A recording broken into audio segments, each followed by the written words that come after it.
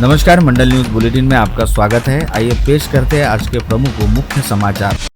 महाराष्ट्र विधानसभा क्षेत्र के शीतकालीन अधिवेशन के तीसरे दिन मुंबई में बढ़ती पार्किंग समस्या, ट्रैफिक अव्यवस्था और ई चालान से जुड़े मुद्दों पर आज जोरदार चर्चा हुई। भाजपा के विधान परिषद सदस्य प्रसाद लाड ने सभागृह में बताया कि ट्रैफिक पुलिस द्वारा मोबाइल से फोटो लेकर चालान करने के दौरान झगड़े होते हैं और ई चालान के SMS भी देरी से आते हैं। इस पर मुख्यमंत्री देवेंद्र फडणवीस ने माना कि ई चालान समय पर न पहुँचने की समस्या है और सरकार इसे जल्द सुधारने की दिशा में काम कर रही है। ई चालान तेजी से भेजा जाए, इसके लिए तकनीकी सुधार किए जा रहे हैं। गोवा की तर्ज पर महाराष्ट्र में ट्रैफिक पुलिस के लिए बॉडी कैमरे चरणबद्ध तरीके से लागू किए जाएंगे। कई बार चालान करने के दौरान झगड़े के वीडियो सामने आते हैं, इसलिए बॉडी कैमरे जरूरी है। इस चर्चा के दौरान कांग्रेस के विधायक सतेज पाटिल ने सुझाव दिया कि चालान वसूलने की प्रक्रिया फास्ट टैग से जोड़ी जाए। इस पर ठाकरेगढ़ की विधायक मनीषा कायंदे ने कहा कि जो लोग चालान नहीं भरते उन्हें पेट्रोल डीजल ही नहीं दिया जाए। जरूरत पड़े तो ऐसा कानून बनाया जाए कि AI तकनीक का इस्तेमाल किया जाए। चर्चा पश्चात मुख्यमंत्री फडणवीस ने बताया कि चालान प्रक्रिया के लिए एक वरिष्ठ अधिकारी की नियुक्ति की जाए। अगले 3 महीनों में ई चालान से संबंधित नई नियमावली तैयार की जाएगी। महाराष्ट्र सरकार ने अब राज्य भर में विदेशी व देशी मदिरा दुकानों के स्थानांतरण पर कड़े नियम लागू करने का निर्णय लिया है। उप मुख्यमंत्री अजित पवार ने विधानसभा में घोषणा की कि किसी भी शराब दुकान को नए स्थान पर ले जाने के लिए संबंधित क्षेत्र की पंजीकृत सोसाइटी से ना हरकत प्रमाण पत्र NOC लेना अब अनिवार्य होगा। यह नियम राज्य के सभी जिलों में समान रूप से लागू किया जाएगा। डिप्टी CM अजित पवार ने स्पष्ट किया कि नागरिकों की लगातार बढ़ती शिकायतों, स्थानीय विरोध, कानून व्यवस्था की चिंताओं को और नियमों के उल्लंघन को देखते हुए सरकार ने यह कड़ा निर्णय लिया है। पर्यावरण अनुकूल परिवहन को बढ़ावा देने के लिए महाराष्ट्र सरकार द्वारा लागू की गई ई वाहन टोल माफी नीति के बावजूद समृद्धि महामार्ग, मुंबई पुणे एक्सप्रेस और अटल सेतु पर इलेक्ट्रिक वाहनों से टोल वसूला जा रहा है। यह मामला बुधवार को विधानसभा में जोरदार तरीके से उठा। प्रश्नोत्तर काल में विधायक अनिल पाटिल ने पिछले 3 महीनों से ई वाहनों से की गई टोल वसूली को पूरी तरह से अवैध बताते हुए मांग की है कि यह राशि वाहन मालिकों को वापस की जाए या सरकारी खातों में जमा कराई जाए। साथ ही संबंधित टोल कंपनी की जांच करने की भी मांग की गई। विधायक नाना पटोले ने भी अवैध टोल वसूलने वाली कंपनियों की निविदा रद्द करने की मांग की। राज्य की महायुति सरकार में शामिल रहने वाले सभी घटक दलों ने भले निकाय चुनाव में अलग अलग लड़ने का फैसला लिया और नगर पालिका और नगर पंचायतों के चुनाव वाकई अलग अलग ही लड़े, जिसके चलते अब मनपा चुनाव के लिए भी महायुति के घटक दलों द्वारा अपने अपने स्तर पर पूरे जोर शोर से तैयारियां करनी शुरू कर दी है। परंतु इसी बीच अब ऐसे संकेत मिलने शुरू हो गए जिसके मुताबिक मनपा चुनाव के लिए संभवतः भाजपा के साथ महायुति में शामिल युवा स्वाभिमान पार्टी में युति यानी गठबंधन होने की पूरी संभावना है, क्योंकि इस समय नागपुर में चल रहे राज्य विधानमंडल के शीत सत्र दौरान इस विषय को लेकर विधायक रवि राणा द्वारा राज्य के राजस्व मंत्री व अमरावती के जिला पालक मंत्री चंद्रशेखर बावनकुले के साथ करीब 3 दौर की बैठकें हो चुकी है। यह विशेष उल्लेखनीय है कि भाजपा के स्थानीय पदाधिकारी मनपा का चुनाव अपने दम पर लड़ने की भूमिका के साथ आगे बढ़ रहे हैं, जिसके चलते 22 में से 19 प्रभागों में भाजपा की टिकट हेतु इच्छुक दावेदारों की सूची को तैयार करने का काम काफी पहले से किया जा रहा है। वहीं दूसरी ओर गत रोज युवा स्वाभिमान पार्टी ने भी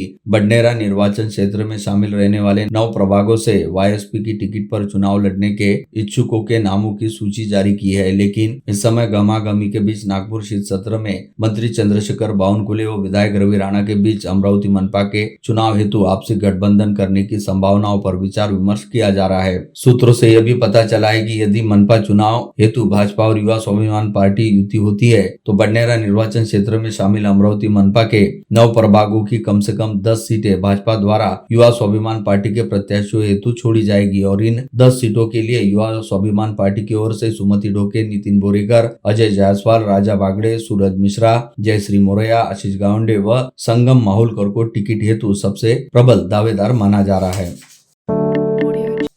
खास बात यह है कि बडनेरा निर्वाचन क्षेत्र में शामिल रहने वाले प्रभाग क्रमांक 9 वन्नी साई नगर में विधायक रवि राणा के कट्टर विरोधक रहने वाले भाजपा नेता और पूर्व पार्षद तुषार भारतीय का अच्छा खासा प्रभाव है, जिसके चलते पूरी संभावना है कि साई नगर प्रभाग में भाजपा और युवा स्वाभिमान पार्टी के बीच युति होने को लेकर मामला नहीं जम पाएगा, जिसके चलते दोनों ही दलों द्वारा इस प्रभाग की चारों सीटों पर मैत्रीपूर्ण लड़त होने की बात कही जा रही है, जहाँ पर युवा स्वाभिमान पार्टी की ओर से सचिन भेंडे व उदय पर्वतकर प्रत्याशी के तौर पर मैदान में उतारे जा सकते हैं। वही प्रभाग क्रमांक 19 साईनगर की 2 सीटों पर युवा स्वाभिमान पार्टी द्वारा किसे दावेदार बनाया जाता है, इस ओर सभी की निगाहें फिलहाल लगी हुई है।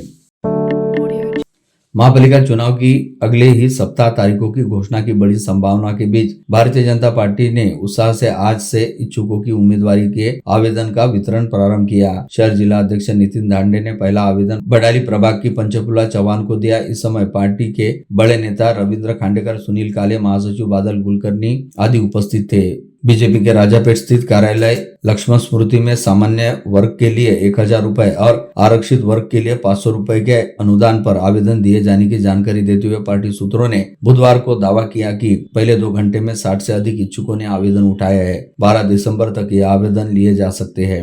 इसके उपरांत शनिवार तथा रविवार 13 व 14 दिसंबर को पार्टी कार्यालय में इंटरव्यू लिए जाने की जानकारी बीजेपी सूत्रों ने दी है। महापालिका चुनाव की हलचल तेज होते ही भारतीय जनता पार्टी के राजापेट स्थित कार्यालय में इच्छुकों का रेला पहले ही दिन उमड़ा और दर्जनों टिकटार्थियों ने पार्टी की उम्मीदवारी आवेदन शहर जिलाध्यक्ष डॉक्टर नितिन धांडे के हस्ते प्राप्त किए। विधायक संजय खोड़के ने आज उच्च सदन में प्रदेश के राजस्व मंत्री और अमरावती के पालक मंत्री चंद्रशेखर बावनकुले द्वारा गत 1 वर्ष के लिए बड़े निर्णयों को करीब 3 करोड़ राज्यवासियों के जीवन में परिवर्तनकारी बताते हुए उनका जोरदार अभिनंदन किया, आभार माना। खोड़के ने सदन को बताया कि अमरावती में टुकड़ाबंदी संबंधी राहत का लाभ 30 से 35 हजार लोगों को होने वाला है। इसके साथ ही उन्होंने मंत्री महोदय से शीघ्र SOP जारी करने का आग्रह भी किया। बलगांव रोड स्थित टीपू सुल्तान मार्केट के पास सेवादल नगर में मनपा द्वारा प्रस्तावित कंपोस्ट डिपो का परिसर वासियों की ओर से जमकर विरोध किया जा रहा था और आज इस कंपोस्ट डिपो को अन्यत्र स्थानांतरित करने हेतु MIM की ओर से जबरदस्त जन आंदोलन किया गया, जिसके बाद मनपा के अधिकारियों सहित महावितरण के अधिकारी आनन फानन में मौके पर पहुंचे। उन्होंने MIM के शहर जिलाध्यक्ष हाजी इरफान खान को बाकायदा एक पत्र सौंपा, जिसमें स्पष्ट रूप से कहा गया कि उक्त जमीन पर कंपोस्ट डिपो नहीं बनाया जाएगा, बल्कि यहाँ पर महावितरण 1 एकड़ जमीन विद्युत सब स्टेशन बनाने हेतु आवंटित की जाएगी तथा शेष जगह मनपा द्वारा अपने उपयोग में लाई जाएगी। MIM के पदाधिकारियों सहित कंपोस्ट डिपो का विरोध करते हुए आंदोलन कर रहे हैं। परिसरवासियों को उक्त पत्र सौंपने के साथ ही मनपा प्रशासन ने MIM पदाधिकारियों से अपना आंदोलन खत्म करने का निवेदन किया, जिसके बाद MIM पदाधिकारियों ने अपना आंदोलन खत्म करते हुए प्रस्तावित कंपोस्ट डिपो के स्थगित हो जाने को लेकर खुशी जताई।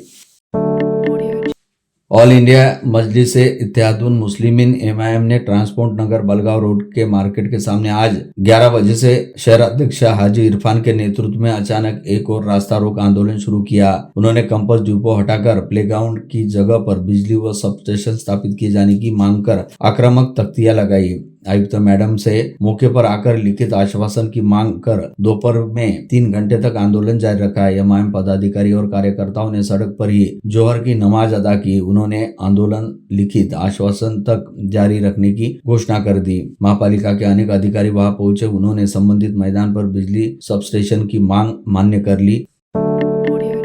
बलगांव रोड पर टीपू सुल्तान मार्केट परिसर स्थित सेवादल नगर में अमरावती मनपा द्वारा प्रस्तावित कंपोस्ट डिपो का परिसर वासियों द्वारा जमकर विरोध किया जा रहा है, जिसे ध्यान में रखते हुए जिले के सांसद बलवंत वानखड़े ने मनपा आयुक्त सौम्या शर्मा के नाम पत्र जारी करते हुए प्रस्तावित कंपोस्ट डिपो के काम को स्थगित करने और इस कंपोस्ट डिपो को कहीं अन्य स्थानांतरित करने की बात कही।